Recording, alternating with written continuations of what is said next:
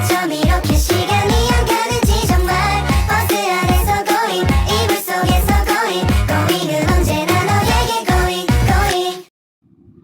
Assalamualaikum warahmatullahi wabarakatuh.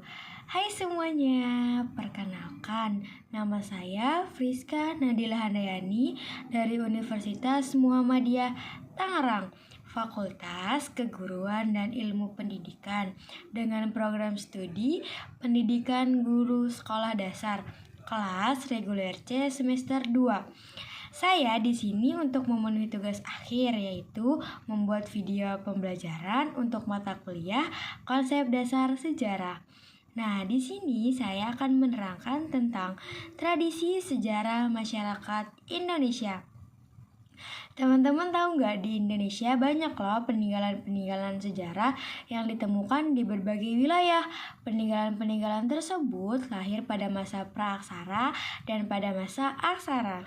Ayo kita belajar tentang masa praaksara dan masa aksara.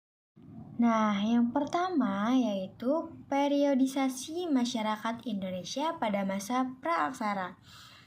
Masa praaksara berasal dari dua gabungan kata, yaitu pra dan aksara. Pra artinya sebelum dan aksara artinya tulisan. Jadi, masa praaksara adalah masa sebelum manusia mengenal tulisan. Pada masa praaksara, meninggalkan jejak-jejak yang menjadi informasi yang dapat dijadikan bahan penulisan sejarah dan akan disampaikan dari generasi ke generasi. Nah, jejak historis sejarah ada dua, yaitu jejak historis berwujud benda dan jejak historis berwujud tulisan.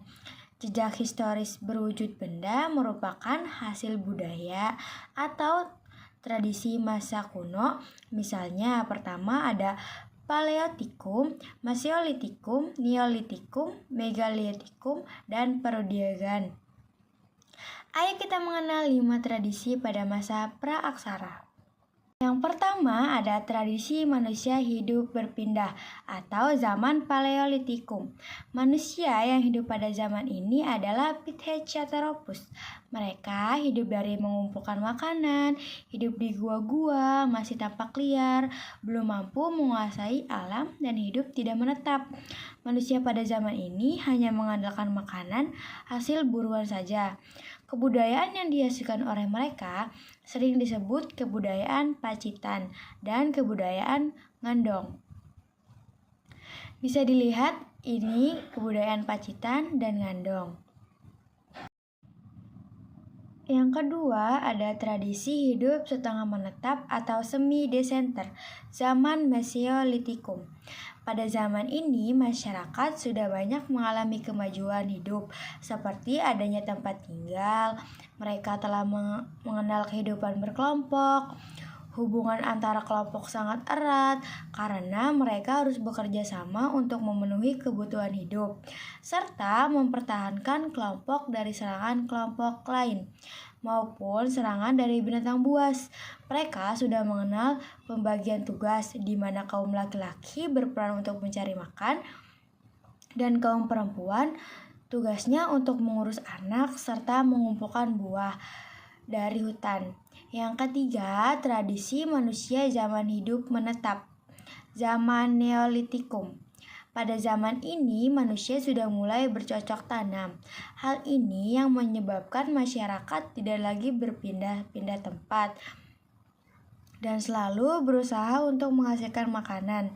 Zaman ini sudah mempunyai kehidupan yang teratur, bahkan membentuk sebuah desa. Masyarakat sudah memiliki pemimpin dengan pemilihan pemimpin yang berdasarkan pada kelebihan, baik kelebihan fisik maupun keahlian lainnya. Dan yang keempat, ada tradisi manusia pada zaman Megalitikum. Pada zaman ini, masyarakat sudah bisa membuat benda atau alat dari batu besar, seperti menhir dan dolmen. Menhir adalah tugu batu besar, tempat roh nenek moyang, dan dolmen merupakan meja atau batu besar yang biasanya digunakan sebagai tempat pemujaan. Yang terakhir, ada tradisi zaman perundagian. Periode ini Disebut dengan masa perundagian, pada zaman ini masyarakat sudah semakin maju dengan dibuktikan datangnya bangsa Deutero Melayu pada tahun 500 sebelum Masehi. Masyarakat sudah mampu membuat alat-alat dari logam dan sering disebut budaya Dongson.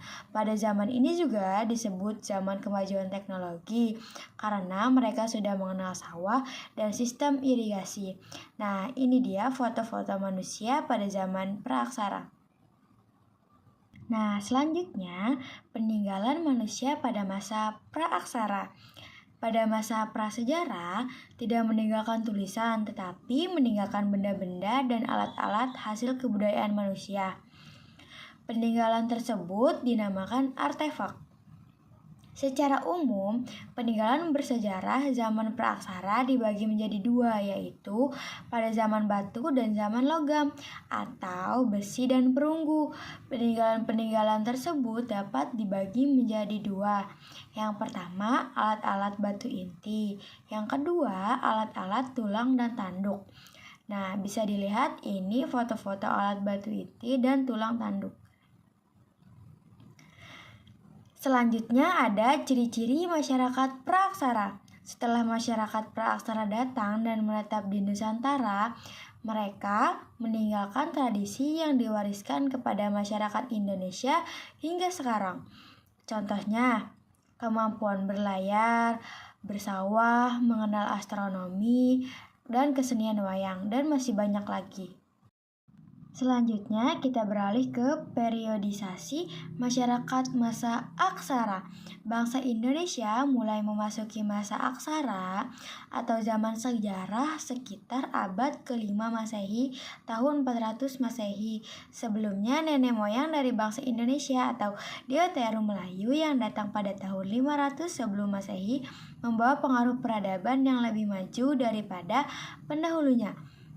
Mereka hidup di Nusantara dan berkembang sebagai masyarakat yang produktif, serta menjadi bangsa Indonesia sampai sekarang. Nah, pengaruh perkembangan masyarakat antara lain, pertama, satu di bidang pemerintahan, bidang ekonomi, kepercayaan, bidang budaya, dan lainnya. Lalu ada perkembangan rekaman tertulis. Nah, peninggalan bersejarah menjadi bahan penting untuk menuliskan kembali sejarah umat manusia. Peninggalan-peninggalan pada masa lampau menjadi bahan untuk penulisan sejarah. Peninggalan jejak sejarah dapat dibedakan menjadi dua, yaitu jejak historis, contohnya prasasti, kitab-kitab kuno, candi, dan lain-lainnya. Yang kedua ada jejak non-historis, contohnya legenda dan mitos. Ini contoh beberapa peninggalan sejarah di Indonesia. Berikutnya ada ciri-ciri masyarakat masa aksara. Ciri-ciri masyarakat masa aksara yaitu ditemukannya prasasti di Indonesia. Banyak sekali prasasti-prasasti yang dibuat pada masa aksara. Contohnya prasasti yang ada di Indonesia seperti yang pertama ada prasasti Kerajaan Kutai, yang kedua ada prasasti Kerajaan Tarumanegara. Nah, ini dia beberapa peninggalan prasasti Kerajaan Kutai dan Tarumanegara. Selanjutnya, media-media yang digunakan dalam penulisan sejarah di Indonesia. Media-media yang digunakan dalam penulisan sejarah di Indonesia. Nah, media yang digunakan untuk menuliskan sejarah ada bata atau tanah liat, batu, lempengan tembaga, perunggu, tulang hewan, emas, kayu, kertas, kain, dan lain sebagainya. Berikutnya ada perkembangan masyarakat masa praaksara dan masyarakat masa aksara. Perkembangan masyarakat masa praaksara ditandai dengan adanya perkembangan masyarakat, terutama terhadap perkembangan manusia dan alat-alat kebudayaannya. Nah, masyarakat pada masa ini berburu dan mengumpulkan makanan. Jenis manusia yang hidup pada masa ini adalah Meganthropus paleojavanicus, manusia raksasa dari Jawa kuno. Yang kedua ada Pithecanthropus erectus, manusia kera berjalan tegak. Yang ketiga ada Pithecanthropus mojocertensis. Yang keempat ada Homo atau manusia terbagi menjadi dua, yaitu Homo sapiensis, Homo wajakensis atau Homo sapiens. Ini dia wujud manusia pada zaman praaksara. Berikut ciri-ciri homo atau manusia adalah sebagai berikut. Tinggi tubuh 130-210 cm. Otak lebih berkembang daripada Meganthropus dan Pithecanthropus. Berat badan berkisar antara 30-150 kg. Otot kunyah, gigi, dan rahang sudah menyusut. Tonjolan kening sudah berkurang dan sudah berdagu. Mempunyai ciri-ciri ras mongoloid dan australomelansoid. Bentuk fisik dan wajah mirip dengan manusia sekarang. Nah, berikut foto-fotonya. Selanjutnya, perkembangan penulisan sejarah di Indonesia. Yang pertama, penulisan sejarah tradisional atau historiografi tradisional. Pada zaman ini, penulisan sejarah ditulis pada sebuah prasasti. Lalu yang kedua, penulisan sejarah kolonial atau historiografi kolonial. Penulisan sejarah kolonial adalah penulisan sejarah yang bersifat Eropansentris. Yang terakhir, penulisan sejarah nasional atau historiografi nasional. Penulisan sejarah nasional adalah penulisan yang bersifat Indonesia sentris. Cukup sekian materi yang saya sampaikan, kurang lebihnya mohon maaf. Wassalamualaikum warahmatullahi wabarakatuh. 버스 안에서 going 이불 속에서 going going은 언제나